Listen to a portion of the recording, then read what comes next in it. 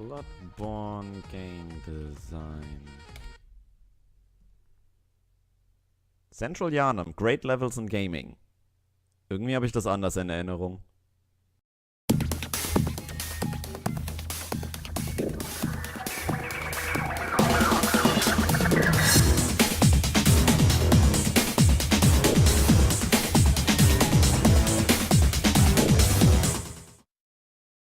Gute zusammen und willkommen zu Game Design Quickies, wo wir uns heute mit Bloodborne beschäftigen. Genau genommen mit dem ersten Level in Bloodborne, das für mich auch die erste Berührung mit der SoulsBorne-Serie überhaupt war. Der allgemeine Tenor über Central Yarnum ist anscheinend, dass es ein absolut geniales Level ist und ich stimme dem auch durchaus zu. Genauso hat dieses Level aber auch fast dafür gesorgt, dass ich Bloodborne nie mehr angeschaut hätte, da es ein paar grundlegende Fehler macht, die ich ehrlich gesagt nicht nachvollziehen kann.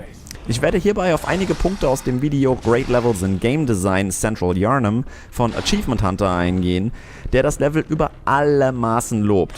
Ich stimme dem allerdings nicht 100% zu und behaupte, Central Yarnum ist für Spieler gemacht worden, die die Souls-Reihe schon kennen und ist für neue Spieler als Level zu schwer. One of my favorite things about Central Yarnum is that, despite the twisting, turning paths of its later areas, it has a pretty linear start. There's only one way to go between the clinic and the Great Bridge, guaranteeing that you learn some very important lessons. Die Hauptbegründung für die Linearität von Central Yarnum, die es zumindest am Anfang hat, ist, dass alle Spieler die gleichen Erfahrungen machen müssen. Die Regeln des Spiels müssen klar erkennbar sein und dem Spieler sollen Schritt für Schritt die nötigen Fähigkeiten gezeigt werden, also im Grunde wie es in jedem Videospiel sein sollte. Und das macht Central Yarnum auch. Es beginnt mit einzelnen Gegnern, die erst offen und dann aus dem Hinterhalt uns angreifen und dann zu Gruppen zusammengefügt werden, die größer und größer werden. Vom Prinzip her bin ich damit absolut einverstanden, allerdings ist die Progression zu stark. Das Spiel springt von einzelnen Gegnern zu einer Dreiergruppe, die einen schon direkt erledigen kann, wenn man nicht aufpasst, um uns als übernächste Gruppe einen vollen Platz mit 15 Gegnern zu präsentieren. While this is great for those who have never played Demon's Souls or Dark Souls 1 or 2, it's even beneficial to players who have experience with those other titles. Unlike those games, Bloodborne doesn't give you the benefit of strong, useful shields, so this route is an opportunity to get used to playing more aggressively. Spieler sollen hier also erlernen, dass man dieses Spiel aggressiv spielen muss. Es ist viel effektiver, mehrere Gegner gleichzeitig anzugreifen, besonders da man ja anders als in Dark Souls kein Schild hat. Die Realität ist oftmals aber eine andere. Als Neuling steht man erstmal vor diesem Platz und wartet ab, da man mit der Steuerung noch nicht so vertraut ist, generell sich erstmal an diese Art Spiel gewöhnen muss. Eben das typische, das erste Souls-Spiel ist immer das schwerste Erlebnis. Man spielt natürlicherweise extrem defensiver als erfahrenere Spieler, was im direkten Kontrast zu Bloodbornes effektiverer Spielweise steht.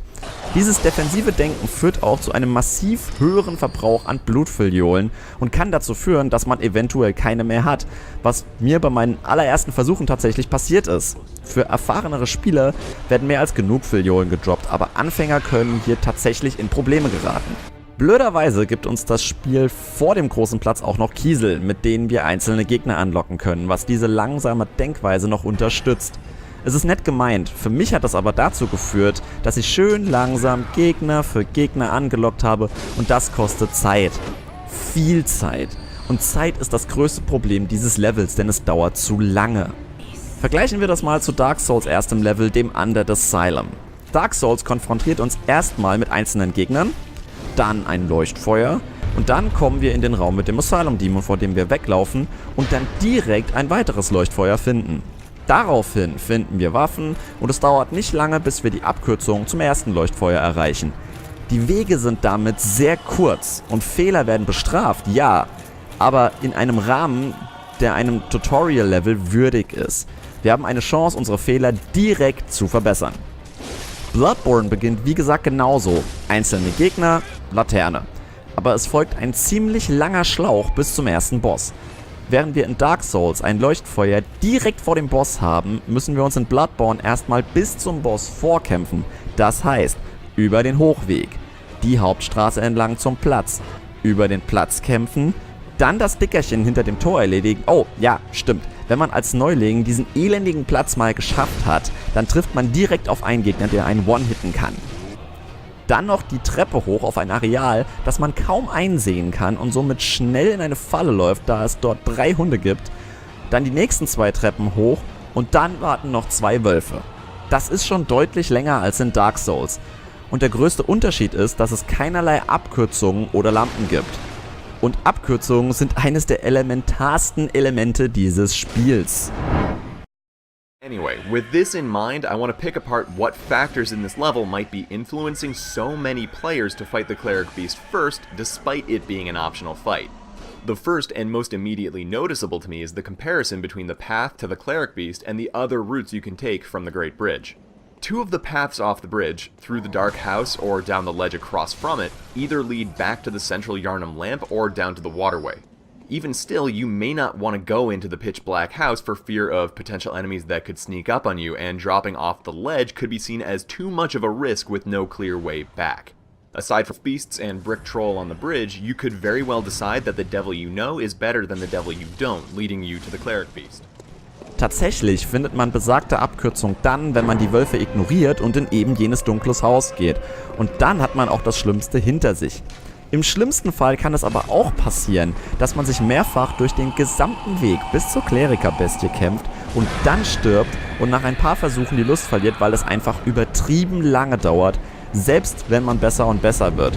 Und genau das repräsentiert doch eben nicht das normale Spielerlebnis der Souls-Serie.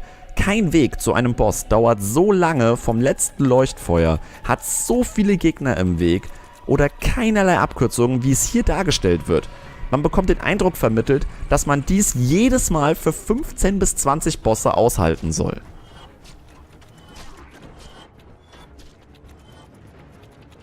Ab der großen Brücke wird das gesamte Level auch noch deutlich verwinkelter, was ebenfalls an sich absolut genial ist. Ab hier macht Central Yharnam unfassbar Spaß und es ist toll, die verwinkelten Gassen zu erkunden, da man, wenn man die erste Abkürzung geöffnet hat, auch zügig wieder an die notwendigen Stellen kommt. Diese extrem wichtige erste Abkürzung müsste aber ebenfalls in den ursprünglichen ersten linearen Weg integriert sein, so wie in Dark Souls. Alternativ hätte man am anderen Ende der Brücke bei den 2 Wölfen auch noch eine weitere Lampe einfügen können.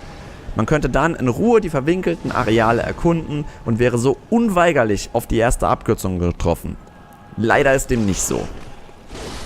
Ansonsten hat Central Yharnam viele tolle Abschnitte, wie beispielsweise through and find an entrance to the Central Yharnam Aqueduct, where the path can branch even further again. Other paths you can take might lead back to the Central Yharnam Lantern, down to a different part of the waterway, or to either of the area's 2 bosses. To say that there's a lot of game here is kind of an understatement. Allerdings haben diese 2 Punkte fast dafür gesorgt, dass ich eines der besten Spiele, das ich je gespielt habe, niemals gespielt hätte. Der Anfang von Central Yharnam ist zu lang und bewirft uns zu schnell mit zu vielen Gegnern. Es sorgt dafür, dass man einen Frustfaktor erlebt, den die anderen Souls-Spiele nicht unbedingt haben, wenn man das Spiel frisch startet. Und ich glaube, dass dies und Pater Gascoigne die 2 Gründe sind für die meisten Leute, dass sie Bloodborne abgebrochen haben. Einen davon kenne ich persönlich.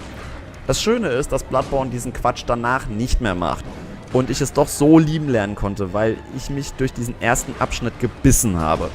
Möglicherweise soll das auch eine Lektion sein, aber die anderen Spiele machen es so nicht. Und von daher bezweifle ich das doch. Die Schwierigkeit kann man auch anders bemerken.